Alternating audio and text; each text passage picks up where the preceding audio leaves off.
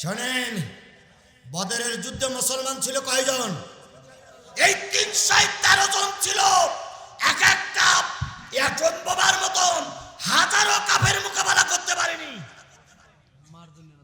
জি, আমি দোয়া করবো ইনশাল্লাহ। মোসাফের মানুষ দোয়া করবো, জেলখাটা মানুষ, মোসাফের মানুষ, জেলখাটা মানুষ, রিমান্ডে যাওয়া মানুষ, আয়না ঘরের মানুষ। আমি কোন বক্তা আয়না ঘরে গেছে জানি না, আমাকে 5 দিন আয়না ঘরে রেখেছিল ওরা। আমি 20টা মামলার আসামি। আমার বাড়ি ঘরদরগুলো ওরা বুলডোজার দিয়ে ভেঙে দিয়েছিল। 20টা মামলা খেটে এখনো ময়দানে টিকে আছে, সুবহানাল্লাহ। সুতরাং কে কোথায় কি করেছে তাদের কাছে কৈফাত নেবেন, আমি সবার কৈফাত দিতে পারবো না। আমার কৈফাতটা নেওয়ার জন্য আমার জেলা আমির কাছে সাহেবের কাছে ফোন দিবেন, আমার থানা আমির সাহেবের কাছে ফোন দিবেন, আমার এলাকার মানুষের কাছে ফোন দিয়ে দেখবেন যে জিহাদি যা বলে কথায় কাছে মিল আছে কিনা। যদি মিল থেকে আলহামদুলিল্লাহ, যদি মিল না পান দয়া করে আমাকে তালাক দিয়ে চলবেন আপনারা। যেই বক্তার কথায় কাছে মিল নাই তার অশোনার ভিতরে কোনো ফায়দা নাই। আমরা শেষ রক্তবিন্দু দিয়ে হলেও এদেশে একটা বারের জন্য কোরআনের রাজ কায়েম দেখতে চাই। কথা বলেন ঠিক না ঠিক? মামলা দিয়েছে দুঃখ নাই, রিমান্ড খেয়েছি দুঃখ নাই, আয়না ঘরে গিয়েছি দুঃখ নাই। আল্লাহর কাছে বলি, আল্লাহ যদি আল্লামা সাঈদীর মতন জিহাদির রক্ত তোমার পছন্দ হয়ে থাকে, তুমি জিহাদির রক্ত কবুল করো, দুঃখ নাই। কিন্তু একটা বারের জন্য বাংলার জমিনকে কোরআনের জমিন বানিয়ে দাও, কোরআনের জমিন বানিয়ে দাও, কোরআনের জমিন।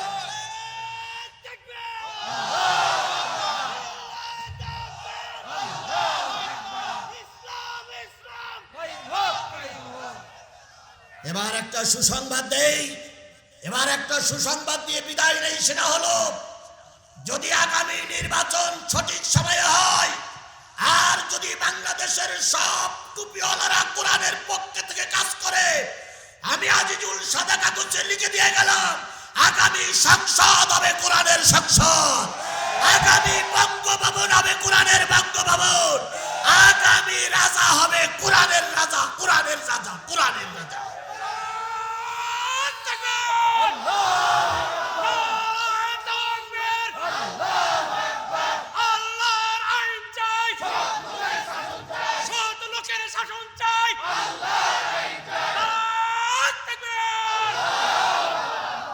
আমাদের রাজনৈতিক সহপাঠী, রাজনৈতিক বন্ধু হলো বিএনপি। কথা বলেন ঠিক না ঠিক? বিএনপির নেতা কর্মীরা যারা এখানে বসে আছেন, আপনারা আমাদের ভাই, আমরা আপনাদের ছোট ভাই। আপনারা বড় দল, এটা আমরা স্বীকার করি। আমরা ছোট মানুষ, আমরা ছোট দল। আপনার সঙ্গে আমার কোনো দ্বন্দ্ব নেই, কারণ আপনি রাজপথে মামলা খেয়েছেন, আমিও রাজপথে মামলা খেয়েছি। মামলা দিয়েছে এই ফেরাউনের বাচ্চারা। কথা বলেন ঠিক না ঠিক? সুতরাং আমরা তাদের মোকাবেলা করার জন্য দুই পার্টি এক। এখানে কারোর কোনো ভেদাভেদ করা চলবে না, চলবে না, চলবে না। যদি আমরাই নিজেরাই ভেদাভেদ করি, ওই আওয়ামী লীগ আবার আমার এখানে মাথা উঁচু করবে। কথা বলেন ঠিক না ঠিক? সুতরাং বিএনপির ভাইদেরকে আশ্বস্ত করতে চাই, সিনিয়র নেতা, কেন্দ্রীয় নেতারা যেটা সিদ্ধান্ত দেবে আপনিও মেনে নেবেন, আমরাও মেনে নেব। আমরা কথা দিচ্ছি, কেন্দ্রীয় নেতাদের বিপক্ষে আমরা যাব না, যাবার প্রশ্নই ওঠে না। অন্য দল কেন্দ্রীয় নেতার বিরুদ্ধে মিছিল মিটিং করে, কিন্তু আমরা কেন্দ্রীয় নেতার কথা মেনেই চলি 100%, 100%, 61%। 64টা জেলা সহ কি বলে জেলা ভাগ করে বোধহয় 84টা জেলায় 84টা জায়গায় আমির নির্বাচিত হয়েছে। 84টা জায়গায় নতুন আমির নির্বাচিত হয়েছে, জেলা আমির। একটা জায়গায়ও কোনো প্রতিবাদ সভা হয়নি। কথা বলে ঠিক না ঠিক? একটা জায়গায়ও কেউ মিছিল করেনি, আমির মারি না, আমির মারি না। কোনো জায়গায় মিছিল হয়েছে? এর নাম ইসলামী আন্দোলন, এর নাম ইসলামী আন্দোলন, এর নাম ইসলামী আন্দোলন। নতুন নতুন থানায়, খেয়াল করে, নতুন নতুন থানায় আমিরে জামাত নির্বাচিত হচ্ছে, থানা আমির।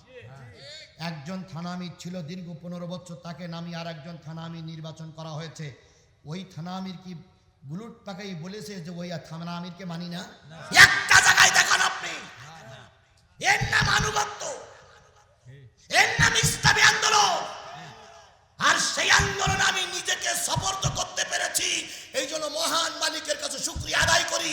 আল্লাহ, তুমি জালেমের খাতায় রাখুনি, বাতিলের খাতায় রাখুনি, আমাকে কোরআনের রাজ কায়েম করার একটা দলের ছোট্ট একটা কর্মী হিসেবে কবুল করেছো। আলহামদুলিল্লাহ, আলহামদুলিল্লাহ, আলহামদুলিল্লাহ। বিএনপি ভাইদের আবারও বলি, আপনার বগুড়া বিএনপির মাটি, আমরা আপনাদের সহযোগিতায় থাকবো, আমরা আপনার বিরোধিতা করব না। সুতরাং আসুন আমরা মিলেমিশে দেশটারে গড়ে তুলি, আল্লাহ আমাদের কবুল করুক। আরো জোরে বলেন আমিন। আমি আপনাদের খেদমতে সূরা জুমার থেকে 2টা আয়াত তেলাওয়াত করেছি, কতটুকু বলতে পারবো আমি জানি না। তেলাওয়াতকৃত আয়াতের সরল ব্যাখ্যা বা এর সারমর্ম হলো জান্নাতে যাবে কারা। কথা কি বোঝা গেছে? আচ্ছা, আপনারা 1 2 3 4 5 পিছনের কোন একদল লোক দাঁড়িয়ে আছেন। আচ্ছা, আপনারা জাহান্নামে যাবেন কারা কারা, একটু হাত তোলেন তো। এই গরম নেই তো? জাহান্নামে যাওয়ার লোক আছেন এর ভিতরে? নেই। জান্নাতে যাবেন কারা কারা, একটু হাত তোলেন তো। জান্নাতে যেতে চান কারা কারা? ওরে বাপ রে বাপ, যে এখন এসে নামাজ পড়েনি সেও জান্নাতে যাবে। আল্লাহ আপনাদের কবুল করুক। মামুনুল হকের একটা ওয়াজ আমি নকল করে শোনাচ্ছি, বেশ কিছু মাহফিল আজকেও শোনাচ্ছি। মামুনুল হক বলতেছে, আমি বলতেছি না, বলো মামুনুল হক বলতেছে যে ফেরাউনির আপনারা চেনেন? জাতি বলল হ্যাঁ, নাম শুনেছি। কয় ফেরাউনির ওই মিশরের থেকে এই নিয়ে একটা পানির ভিতরে গোলেন। নমরুদ্দিন নাম শুনেছেন? কয় হ্যাঁ, ও তো আল্লাহ বলেছিল। কয় ওরাও আনেন, এই পানির ভিতরে গোলেন। হামানের নিয়ে আসেন, অথবা আব্দুল্লাহ বিন উবাই নিয়ে আসেন, অথবা কারুন্নিন নিয়ে আসেন, এই পানির ভিতরে গোলেন। গোলার পরে ওই পানিটা বাংলাদেশের একজন মেয়ে লোকের খাওয়ার। কয় নেতা গুলিয়েছে? 4 নেতা। গোলার পরে ওই পানিটা একজন মেয়ে লোকের খাওয়ার। ওই মেয়ে লোক যদি মা হয় আর ওই মেয়ে লোকের পেটের থেকে যদি কোনো কন্যা সন্তান জন্ম নেয়, সেইটা হলো বাংলাদেশের শেখ হাসিনা।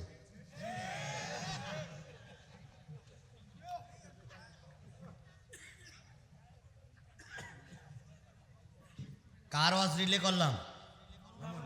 তাহলে এই কথা বলার পরে কোনো আওয়ামী লীগের যদি খারাপ লাগে, তাহলে মামলাটাকে মামুনুল হকের দিতে হবে না আজিজুল ইসলাম জিহাদির দিতে হবে? মামুনুল হকের দিতে হবে। এবং যদি বলেন হুজুর আপনি কথাটা পেলেন কোথায়, আজকে বাড়ি যেয়ে সার্চ দেবেন যে মামুনুল হক এই কথাটা বলেছি কি বলিনি। যদি না বলে থাকে, আমি 29 তারিখে কাহালুর মাহফিলে আসবো। কোন জায়গায় জানো? কাহালুর যোগীর ভবন কাহালুর মাহফিল আছে। তারপরে আরো কোন কোন জায়গায় মাহফিল আছে? 9 ডিসেম্বর মাহফিল আছে। আচ্ছা, এই যে মাহফিলগুলো আছে সেখানে সিরকুট লুকিয়ে দেবেন যে হুজুর আপনি যে কথা বলেছিলেন আমরা সাহায্য দেখলাম, ও কথা তো সঠিক না। তাহলে যদি মামুনুল হক সঠিক কথা বলে থাকে, নিশ্চয় ওরা জেনে বুঝেই কথাটা বলেছে। কথা বলেন ঠিক না বেঠিক? কারণ মামুনুল হক, আমির হামজা বছরের পর বছর জেল খেটেছে। ওরাই জানে শেখ হাসিনার রং কয় প্রকার ও কি কি। তাহলে আমি যে জিনিসটা বোঝাতে চাচ্ছিলাম, জান্নাতে যাব কারা আলোচনার বিষয়। আল্লাহ রাব্বুল আলামিন সূরা জুমারের 73 নম্বর আয়াতে বলতেছে, ওয়াসিকাল্লাযীনা তাকাও রাব্বাহুম ইলাল জান্নাতি যুমারা।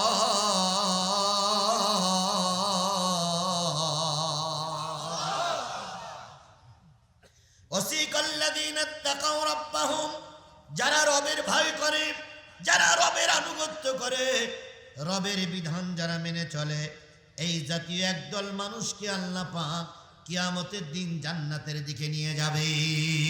সুবহানাল্লাহ বলেন।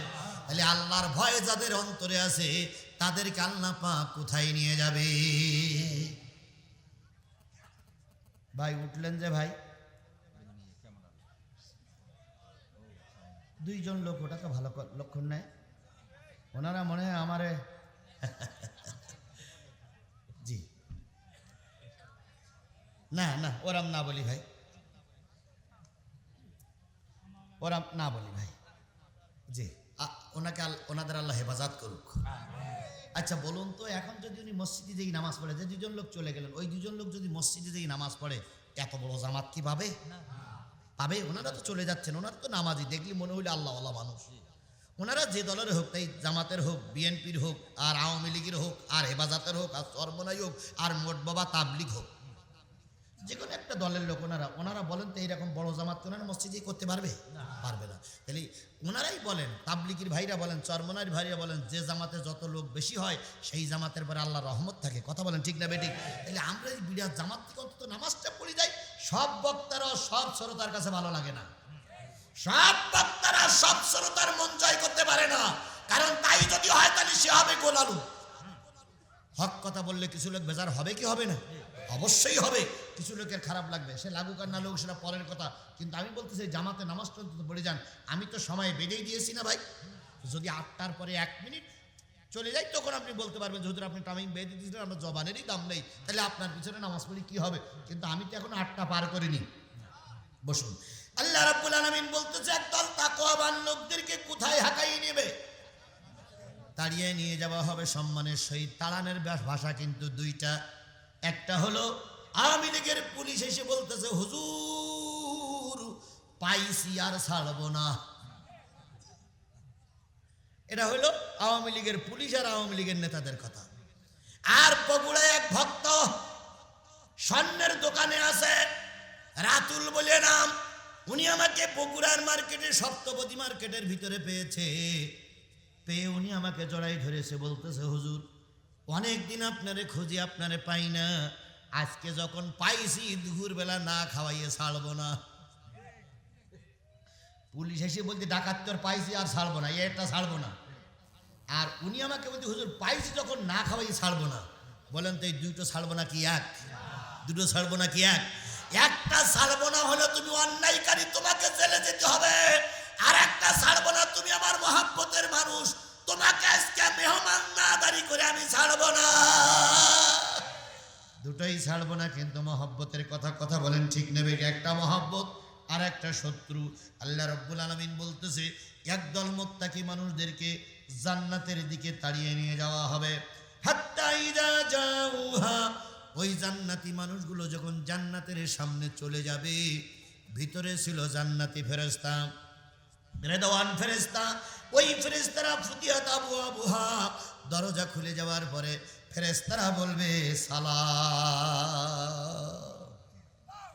সর্বপ্রথম জান্নাতি মানুষদের সামনে ফেরেশতারা ওয়াকাল আলাহুম খাজানাতুহা সালাম, দ্বাররক্ষক ফেরেশতারা বলবে কি? সালাম সালাম সালাম। এই সালাম যদি নিতে চান সালাম ওয়ালাদের সঙ্গেই থাকবেন।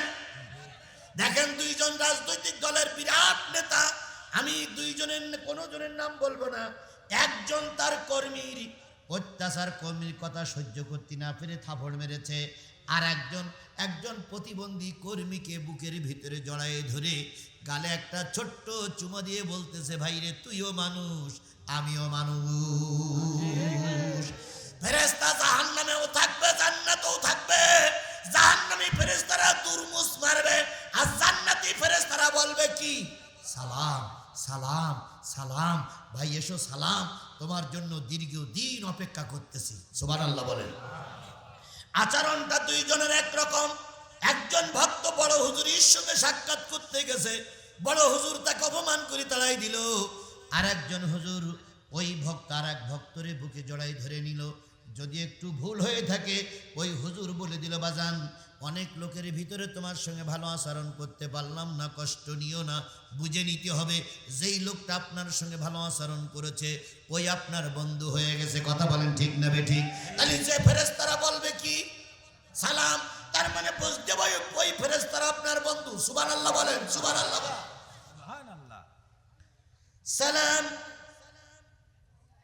সালামুন আলাইকুম তিবতুম ফাদখুলুহা খালিদিন।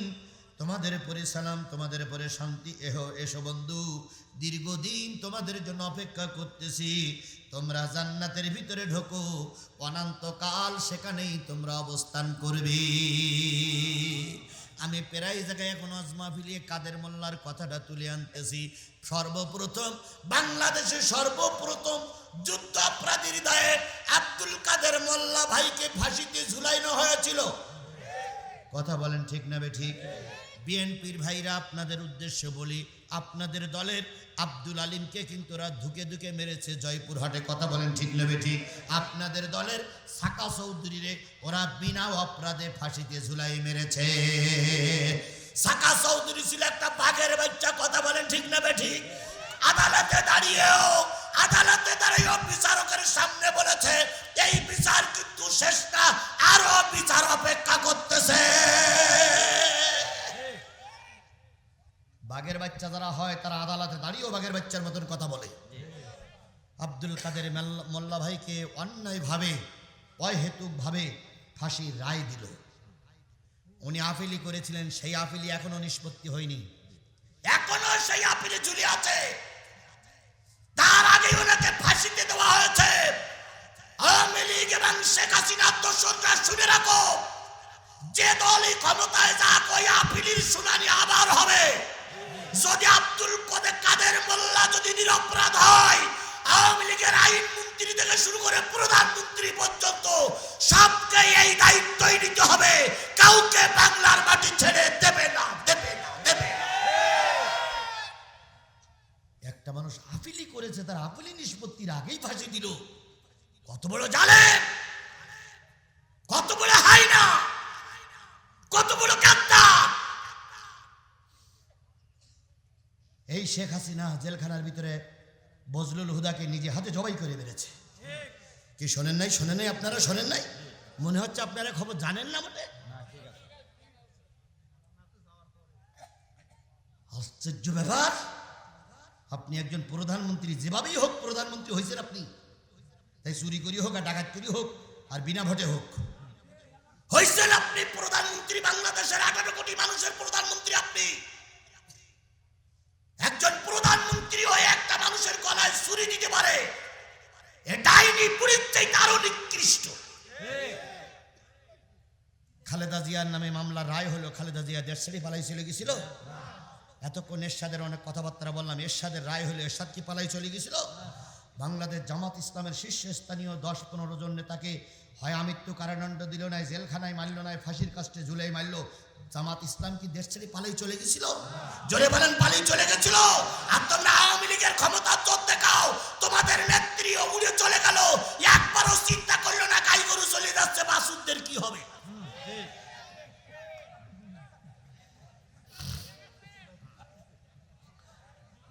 রাজনীতি যারা করে তারা জেল খাটে, কিন্তু বিদেশের মাটিতে পালাই যায় না। কথা বলেন ঠিক না বেটি? আওয়ামী লীগের নেতা কর্মীরা যারা আছো, সাদা কাগজে লিখে রাখো, কোন স্বৈরাচার বিদেশে পালাই দিয়ে আবার নিজের দেশে ফিরে আসতে পারিনি। পৃথিবীর ইতিহাস বলে কোন স্বৈরাচার ক্ষমতার থেকে পালিয়ে যেয়ে আবার নিজের দেশে ফিরে এসেছে, এরকম কোন নজির পৃথিবীর ইতিহাসে নেই। সুতরাং আমাদের এই স্বৈরাচার আর ফিরে আসতে পারবে না, পারবে না। আমরা তাকে আর আসতে দেব না। যদিও আসে, জেলে থাকা লাগবে, বিচারের মুখোমুখি হওয়া লাগবে। এমনি আর ভোট করার জন্য ওই স্বৈরাচারকে আর ময়দানে নামতে দেওয়া হবে? তাকে ধরিয়ে আনা হবেই ঠিক, বিমানের চাকায় বেঁধে নিয়ে আসবে, নিয়ে এসে বাংলাদেশের আদালতে বিচার করা হবে। কথা বলেন ঠিক না ঠিক? আমিরে জামাত তো বলেই দিয়েছে, আমরা বিনা বিচারে কাউকে শাস্তি দেব না। এর নাম ইসলাম, এর নাম ইসলাম, এর নাম ইসলাম। তোমরা বিনা বিচারে আয়না করে দুকে দুকে মেরেছো, আমরা ওইটাই বিশ্বাস করি না। তোমার আদালতের মাধ্যমে বিচার হবে, সুষ্ঠু বিচার হবে। তুমি দোষী হলে শাস্তি পাবা, নির্দোষ হলে খালাস পেয়ে যাবা। তবে দোষী যদি নাই হবে, বিডিআর হত্যা ঘটালো কারা? দোষী যদি নাই হবে, হেফাজতের আলেমদের গুলি করে মারল কারা? দোষী যদি নাই হবে, সাইদির রায়ের পরে 300 লোককে গুলি করে মারল কারা? দোষী যদি নাই হবে, এই সংস্কার আন্দোলনে 1500 যুবককে গুলি করে মেরেছে এই হায়নার পার্টি। আমি জানি আমার এই কথাগুলো কিছু লোকের খারাপ লাগে, এটা আমি জানি, আমি জানি কিছু লোকের খারাপ লাগে। কিছু লোক সমালোচনাও করে যে হুজুর তাফসীর মাহফিল করতে এসে কি বলা কওয়া শুরু করেছে। এই কথাগুলো আমাকে বলতেই হবে, কারণ আমার মনে বুক ভরা ব্যথা, আমার মনে বুক ভরা ব্যথা। যত কষ্ট আমাকে ওরা দিয়েছে, অন্য কোন আলেমকে দিয়েছে কিনা আল্লাহই ভালো ভালো জানে। বক্তৃতা জগতে আমার মতন এত মামলা খাওয়া হুজুর, আমার মতন এত মামলা খাওয়া হুজুর বাংলাদেশে কয়জন আছে আল্লাহই ভালো জানে। হয়তো 2-1 নামে 2টা 3টা 4টা মামলা থাকতে পারে, আমার নামে 20টা মামলা। এত মামলা কোন হুজুরের আছে আমি জানি না। আমার মনের কথাগুলো যখন প্রকাশ করি তখন এমনি আমার ব্যালেন্স ঠিক রাখতে পারি না। নেতৃবৃন্দ বারবারই বলে, ভাই একটু ঠান্ডা মাথায় বলেন, ঠান্ডা মাথায় বলেন। কথাগুলো আমার ব্রেনে থাকে, কিন্তু যখন ওদের অত্যাচারের কথা মনে হয় তখন আমি এমনি ঠিক থাকতে পারি না। দারুণ কষ্ট লাগে ভাই, ওরা আমাদের কম অত্যাচার করেনি। কথা বলেন, কথা বলেন, কথা বলেন। আমার ভাইয়ের সামনে না যে আব্দুল কাদের মোল্লা ভাইয়ের ফাঁসির রায়, ফাঁসি দেবে আর মাত্র 3 ঘন্টা সময় বাকি আছে, কি 2 ঘন্টা সময় বাকি আছে। জল্লাদেরা যেয়ে বলতেছে, স্যার আপনার এই কয়টার সময় ফাঁসি হবে, তৈরি হন। আব্দুল কাদের মোল্লা ভাই বললেন, আমি একটু গোসল করলাম। আব্দুল কাদের মোল্লা ভাই গোসলে গেলেন, গোসল করে উজু করে কোরআন তেলাওয়াত করতে বসলেন। কিছু নফল নামাজ পড়লেন, নফল নামাজ পড়ে তেলাওয়াত করতে বসলেন। তেলাওয়াত করতে করতে জল্লাদেরা যেয়ে বলতেছে, আর আধা ঘন্টা বাকি। উনি আবার নতুন গোসলখানায় গেলেন, বাথরুম সারলেন, উজু করলেন। এবার নতুন পাঞ্জাবি পায়জামা যা ছেলেরা দিয়ে আসছিল তাই পরলেন, মাথায় একটা সাদা টুপি পরলেন। টুপি পরার পরে জেলখানার দরজার কাছে এসে দাঁড়ায় আছে। জেলখানার দরজার সামনে কখন তালা খুলবে দাঁড়িয়ে আছে। জল্লাদেরা কয়েক মিনিট আগে যে তালা খুলে দিলেন আর বলতেছে, স্যার আপনি কি প্রস্তুত? আব্দুল কাদের মোল্লা ভাই মিসকে হাসি দিয়ে বলতেছে, আমি অনেক আগেই প্রস্তুত। আল্লাহ, কাদেরকে তোমরা মুত্তাকি ভাবো, কাদেরকে তোমরা পীর ভাবো? যদি পীরের সিলসিলা বজায় রাখতে হয়, বাংলাদেশের সবচেয়ে বড় পীর হলো আল্লামা সাঈদী। উনি ছিলেন আধ্যাত্মিক জগতের মানুষ। কথা বলেন ঠিক না ঠিক? উনি যে কথাগুলো বলেছে সব কথাগুলো হাড়ে হাড়ে কাজে লেগেছে না লাগেনি? উনি বলেছিলেন, অত্যাচার বন্ধ করো, নতুবা এমন এমন এমন সময় আসবে পালানোর জন্য ইঁদুরের গর্ত খুঁজে পাবা না। এখন তাই হচ্ছে কি হচ্ছে না, হচ্ছে কি হচ্ছে না, হচ্ছে কি হচ্ছে না। উনি বলেছিলেন, মৌলবাদীদের বেশি তাড়াহুড়ো করে না, মৌলবাদীদের বেশি গালিগালাজ করে না, মৌলবাদীরা আছে গাছের গোড়ায়। 12 কোটি মুসলমান যদি গাছের গোড়া ধরে নাড়া দেয়, তোমরা হলে একাবাদী ভারত যেই পারবা, কিয়ামতের আগে আর আসতে পারবে না। কোন দেশে যেই পড়িছে? সেই ভারতে। আধ্যাত্মিক জগতের পীর যদি মানতে হয়, আল্লামা সাঈদীকে মেনে চলা উচিত। আমার ভাইরা, আমি কথা শেষ করতে পারবো না, বিদায় কিছু কথা বাদ রাখতেছি। সেটা হলো, আব্দুল কাদের মোল্লা ভাই জেল খুলে দিল, জেলখানার গেট খুলে দিল। উনি সবার আগে আগেই যাচ্ছে।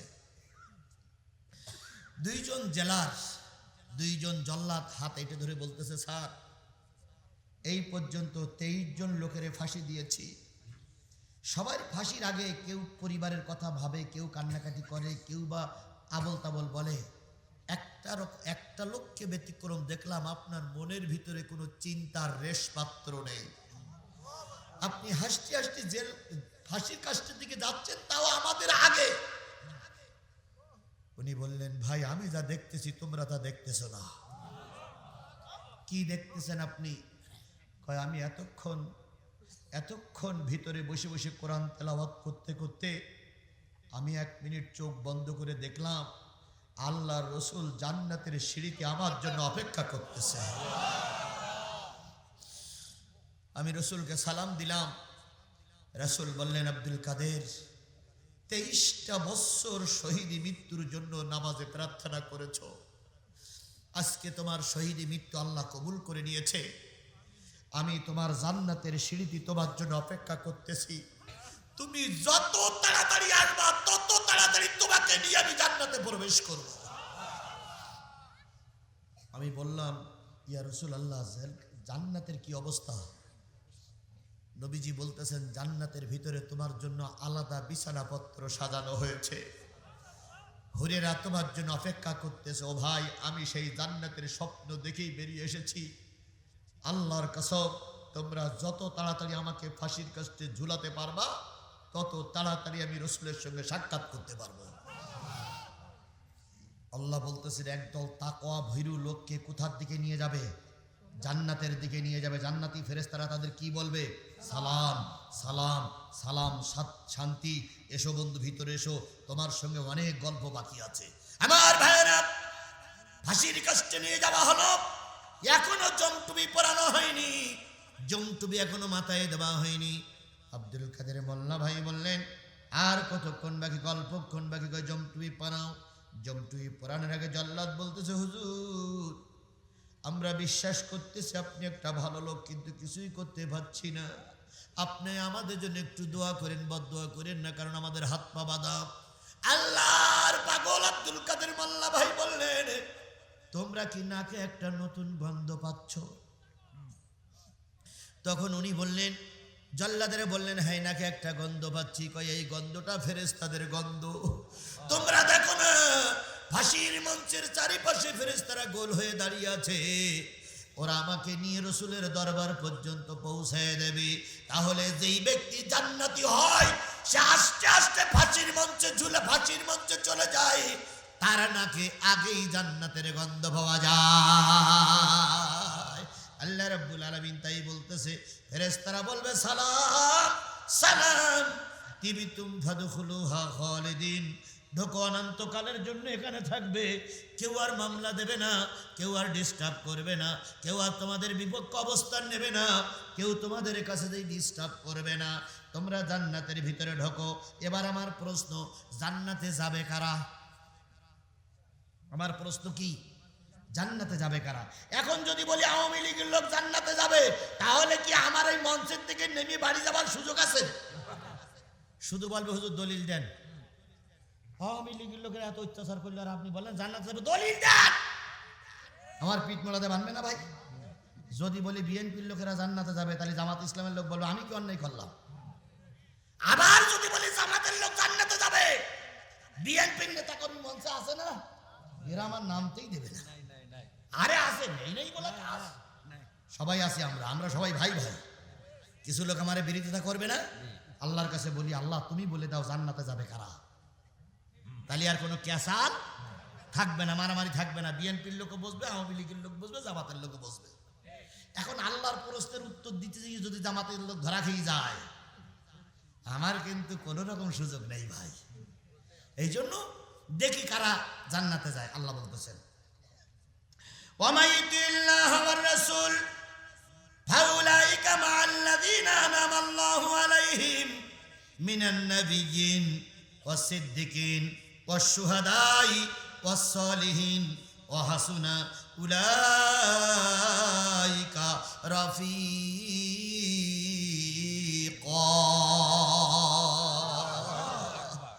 আল্লাহ রাব্বুল আলামিন বলতেছে, কারা জান্নাতে যাবে শোনো, যারা আল্লাহর আনুগত্য করে, রাসূলের নেতৃত্ব মেনে নেয়, রাসূলের পরে নাজিলকৃত কোরআনের পক্ষে আন্দোলন করে, তাদের পরে আল্লাহ সন্তুষ্ট, তারাই যাবে আল্লাহর জান্নাতে। এখন তারা কারা? এখন সর্বনাই বলবে আমরা তো আল্লাহর পক্ষে, হেফাজত বলবে আমরাই তো আল্লাহর পক্ষে, জামাত ইসলাম বলবে আমরাই তো আল্লাহর পক্ষে, আওয়ামী লীগ বলবে আমরাই আল্লাহর পক্ষে, বিএনপি বলবে আমরা আল্লাহর পক্ষে, জাতীয় পার্টি বলবে আমরা আল্লাহর পক্ষে। আল্লাহ বলতেছে তারা কারা? এবার শোনো, তারা হলো মিনান নাবিয়্যিন, যারা জান্নাতে যাবে সর্বপ্রথম কাতারে থাকবে ওরা হলো নবী। তাহলে জান্নাতের ভিতরে সর্বপ্রথম ঢুকবে কারা? এই মুসলমান স্পষ্ট করে কথা বলেন, জান্নাতের ভিতরে সর্বপ্রথম ঢুকবে কারা? নবীরা। নবীদের সঙ্গে কি জান্নাতে যেতে চান আপনি? নবীদের সঙ্গে আপনি জান্নাতে যেতে চান? নবীদের সঙ্গে যে জান্নাতে যেতে চান, সব নবীরা দুইটা কাজ করেছে। এক নম্বর, কোন নবী বেনামাজি ছিল না। পৃথিবীর ইতিহাসে কোন নবী বেনামাজি ছিল না। ইতিহাস একটা দেখাতে পারবেন যে কোন নবী বেনামাজি ছিল? আমাদের দেশে পীর সাহেবরা বেনামাজি থাকে, অনেক পীর আছে বেনামাজি পীর, তারপরে নারপতি পীর, চুল কাটে না, দাড়ি কাটে না, বগল কাটে না, আরো কত জায়গা আছে কাটে কিনা আল্লাহই ভালো জানে। ওনারা পীর হতে পারে, কিন্তু কোন নবী বেনামাজি। তাহলে আপনি যদি নবীর সঙ্গে জান্নাতে যেতে চান, তাহলে আজকে এই মুহূর্তে নিয়ত করতে হবে যতদিন বেঁচে আছি নামাজি হব। আমার কথার সঙ্গে আপনারা একমত? কারা কারা নামাজি হয়ে মরতে চান একটু হাত তুলে দেখান তো, কারা কারা নামাজি হয়ে মরতে চান? এই যুবকেরা হাত তোলো। তোমাদের মতন কত যুবক গাড়ির তলায় পড়ে মারা যায়, তোমাদের মতন কত যুবক ক্যান্সারে মারা যায়, তোমাদের মতন কত যুবক অ্যাক্সিডেন্টে মারা যায়। যুবক আজকের থেকে নিয়ত করো, নবীর সঙ্গে জান্নাতে যাব। সত্য হলে কি করতে হবে? নামাজ পড়তে হবে, নামাজ পড়তে হবে। এবার হাত নামান। সর্বপ্রথম আল্লাহ যাদের জান্নাতে দেবেন তারা নামাজি, আর সর্বপ্রথম যারা জাহান্নামে যাবে তারা কি? বেনামাজি। সুতরাং আমরা বেনামাজি হয়ে জাহান্নামী হতে চাই না। আল্লাহ আমাদের এক নম্বর সত্য কবুল করুক, সকলে বলুন আমিন। অনেক ব্যাখ্যা, কিন্তু সে ব্যাখ্যা আমি যাচ্ছি না। মিনান নবী, নবীদের দুইটা সুন্নত সব নবীদের বলে ছিল। এক নম্বর হলো কোন নবী বেনামাজি ছিল না। দুই নম্বর, কোন নবী দাড়ি কাটেন নাই, কোন নবী দাড়িতে খুদ দেন নাই। সুতরাং তোমাকে যদি জামাতের কর্মী হতে হয়, হেফাজতের কর্মী হতে হয়, আল্লাহর জান্নাতের কর্মী হতে হয়, তোমাকে নামাজ পড়তে হবে, আর সুন্নতের পাবন্দি করা লাগবে। এখন শুধু দাড়ি রাখাটা সুন্নত তা না, পথে থাকাটাও সুন্নাত, মেসাক করা যেমন সুন্নত, রাজপথে ময়দানে লড়াকু সৈনিক হওয়াটাও সুন্নাত। তাহলে নবীরা জান্নাতে যাবে, আমি নবীদের সঙ্গে, আমি নবী না, নবীদের সঙ্গে আমার জান্নাত আল্লাহ দিতেও পারে না দিতে পারে। 2 নম্বর ওয়াসিদ্দিকিন, যারা জান্নাতে যাবে তারা হলো সত্যবাদী। সত্যবাদী সত্যবাদী কারা জান্নাতে যাবে? তাহলে আমাকে সত্যের পক্ষেই থাকতে হবে, কথা বলেন ঠিক না বেঠিক? আচ্ছা, আওয়ামী লীগের সময় একটার বদলে যারা 70টা ভোট মেরেছিলেন তারা নিশ্চয়ই সত্যবাদী। হাসি হবে কি তুমি 70টা ভোট মেরেছ? হাসছে মসজিদের ইমাম হয়ে হবে কি তুমি অন্যায়ের বিরুদ্ধে কথা বলোনি? সুতরাং জান্নাতে যাবে যারা সত্যবাদী, কথা বলেন ঠিক না বেঠিক? তাহলে আমরা নবীদের সঙ্গে যদি জান্নাতে না যেতে পারি, সত্যের পক্ষে যেন আমরা থাকতে পারি, আল্লাহ আমাদের কবুল করুক। কয় গ্রুপ জান্নাতে যাবে? তার বিরুদ্ধে প্রথম নবী, এবার গেল কি সিদ্দিক, সত্যবাদী। 2 নম্বর, 3 নম্বরে ওয়াসশুহাদা, শহীদেরা যাবে আল্লাহর জান্নাতে। বগুড়ার এমন কোন ইউনিয়ন নাই শহীদের রক্ত সেখানে পড়েনি। বগুড়ার এমন কোন ইউনিয়ন থানা নাই যেখানে শহীদের লাশ শুয়ে নেই। ব্যাখ্যা না দিলাম, শহীদ হন, শহীদ পরিবারের লোক হন, শহীদের বাবা হন, শহীদের মা হন, শহীদের ভগ্নিপতি হন, শহীদের বোন হন, শহীদ পরিবারের ভিতরে থাকেন, শহীদ যখন জান্নাতে যাবে আপনাকেও নিয়ে যাবে। তাহলে এই মানুষগুলো সবকে আমরা শহীদ হতে পেরেছি? পারিনি। আমরা কি সব নবী হতে পেরেছি? পারিনি। আবার আমরা সব সিদ্দিক হতে পারিনি। তাহলে কি হুজুর আমরা জাহান্নামে যাব? না না, আল্লাহ বলতেছে তোমাদের সুযোগ আছে। সে সুযোগটা হচ্ছে ওয়াসসালিহিন, যারা সালেহ নেককার বান্দা সত্যবাদীদের সঙ্গে থাকে, কোরআনওয়ালাদের সাথে থাকে। কোরআনওয়ালারা যখন জান্নাতে যাবে, এই সালেহীন নেককার নেককারিনীরা এরা ওদের সঙ্গে জান্নাতে যাবে। নবী আমরা হতে, শহীদ আমরা হতে, সিদ্দিকও কোনো কোনো ক্ষেত্রে হতে পারিনি, কিন্তু আমরা সালেহীন হতে পারি। পারি না ভাই? সালেহীন হতে পারি না আমরা? সালেহীন হতে গেলে ভালো একটা ইসলামী দলের সঙ্গে থাকতে হবে, আর নিজেকে সালেহ তৈরি করতে হবে, নিজেকে সত্যবাদী তৈরি করতে হবে। কীভাবে? আমি 5 ওয়াক্ত নামাজ পড়বো, কোরআনের পক্ষে থাকবো, দিন কায়েমের পক্ষে থাকবো, যতদিন মৃত্যু না হয় ততদিন পর্যন্ত দিন প্রতিষ্ঠার আন্দোলনে আমার নামটা লিখে রাখবো, আর আমি থাকবো বড় বড় আলেমদের সঙ্গে। তাহলে আমার নামটা সত্যবাদী সালেহীনদের খাতায় নাম উঠে যাবে। তাহলে আপনারা কি কোরআনের পক্ষে থাকতে রাজি আছেন? কারা কারা রাজি আছেন? 2 হাত উঁচু করে আল্লাহরে দেখান। আয় আল্লাহ, আয় আল্লাহ, হাত নামান। আয় আল্লাহ, হাতগুলো উঁচু করে রাখেন, হাতগুলো উঁচু করে, হাতগুলো উঁচু করে রাখেন।